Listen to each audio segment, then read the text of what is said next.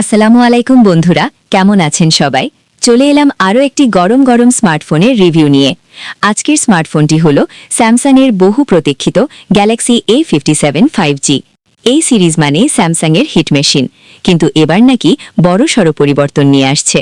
তো চলুন আজ আমরা কাটাছেঁড়া করে দেখব এই ফোনটি কি আসলেই মধ্যবিত্তের জন্য প্রিমিয়াম অভিজ্ঞতা নিয়ে আসছে, নাকি পুরোটাই ফাঁকা আওয়াজ।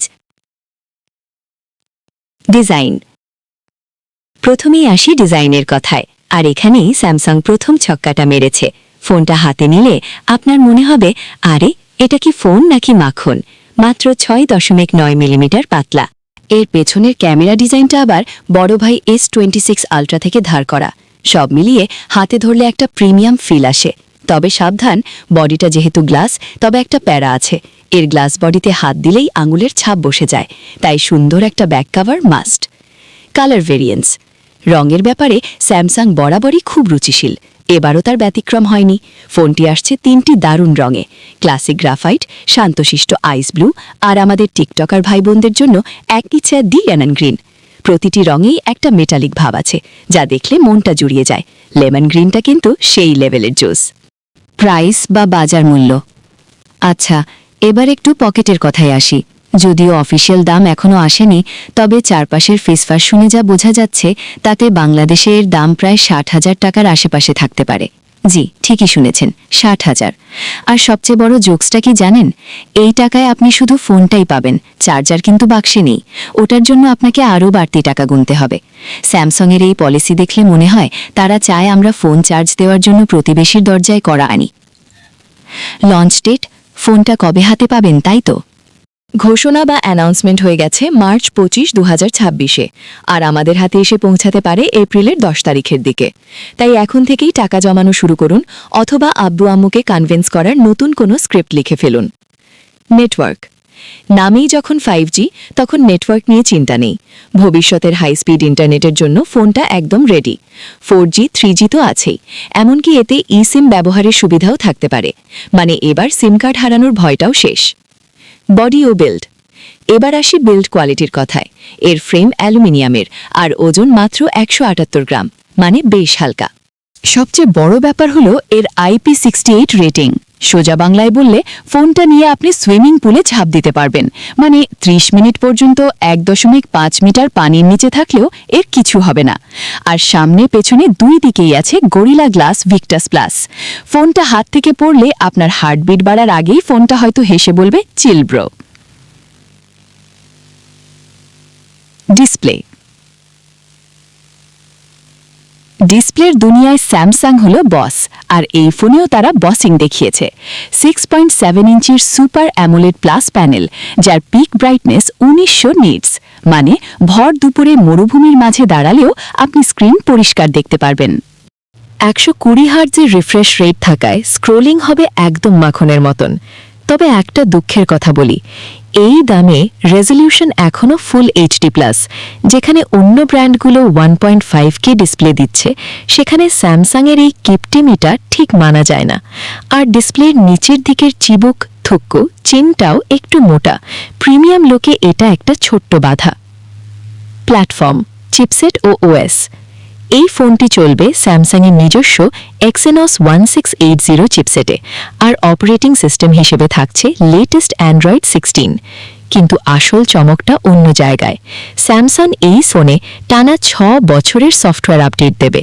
6 বছর মানে আপনার বাচ্চার স্কুল লাইফ শেষ হয়ে যাবে, কিন্তু আপনার ফোনের আপডেট আসা বন্ধ হবে না। মেমোরি।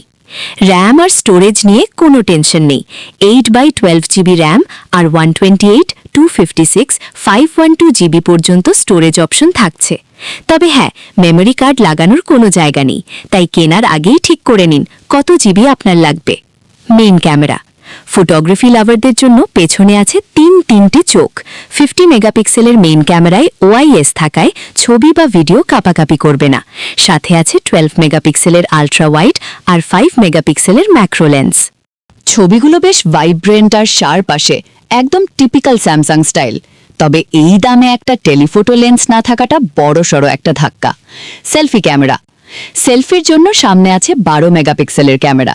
মেগাপিক্সেল শুনেই ঘাবড়ে যাবেন না, এর ইমেজ প্রসেসিং আগের মডেলের চেয়ে অনেক ভালো, আর এটা দিয়েও 4K ভিডিও রেকর্ড করা যায়, মানে আপনার সেলফিগুলো এবার আরও ঝকঝকে হবে।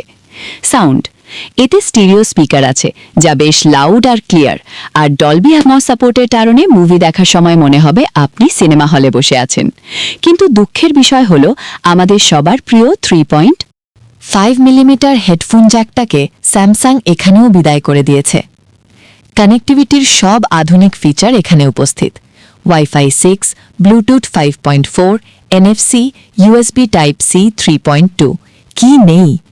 লোকেশন ট্র্যাকিংও হবে একদম নিখুঁত। সিকিউরিটির জন্য আছে ইন ডিসপ্লে ফিঙ্গারপ্রিন্ট সেন্সর।